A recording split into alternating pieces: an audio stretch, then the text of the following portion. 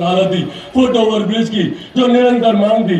मुझे खुशी है कि रेल मंत्रालय ने लगभग 55 करोड़ रुपए की राशि लगाकर फुट ओवर ब्रिज का वहां पर निर्माण हो रहा है। भवन जो अधूरा पड़ा हुआ था उसका निर्माण हो रहा है। साथ ही साथ मेमो शेड उसका हम लोग विस्तार का हम लोग कार्य कर रहे हैं।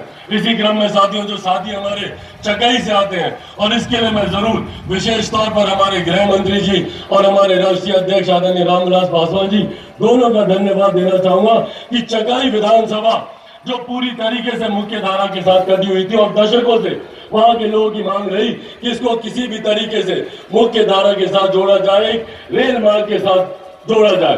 मुझे खुशी है कि 2800 करोड़ रुपए की परियोजना 2800 करोड़ रुपए की परियोजना रेल मंत्रालय ने पारित की।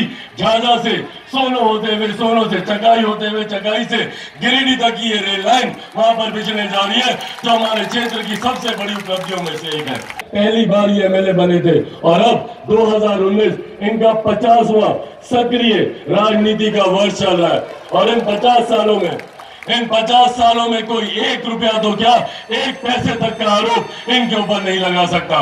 इन्हीं का अंश हूं मैं, इन्हीं के संस्कार है मुझ में। ये गर्व और ये गौरव मैं आप लोगों को भी देकर जाना चाहता हूं कि कम से कम एक सांसद आपके समक्ष ऐसा रहा जिसने ना किसी योजना में कोई रिश्वत खाई, ना किसी ठेके में या किसी कमीशन में वो लिपटा।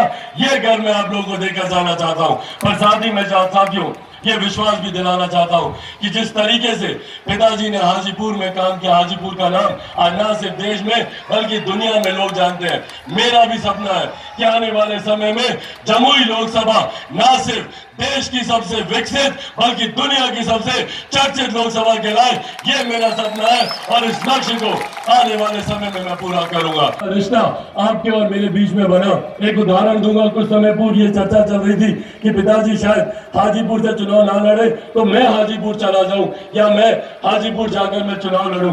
उस रात पिताजी के साथ बैठकर मैंने बहुत विनम्रता से आग्रह किया, इनको मैंने समझाया कि ये सोच मात्र कि कभी मुझे जमुई छोड़ना पड़े, इससे मेरा हृदय कांप उठता है। मैं कभी ऐसी परिस्थिति नहीं चाहता कि मुझे जमुई को छोड़ना पड़े।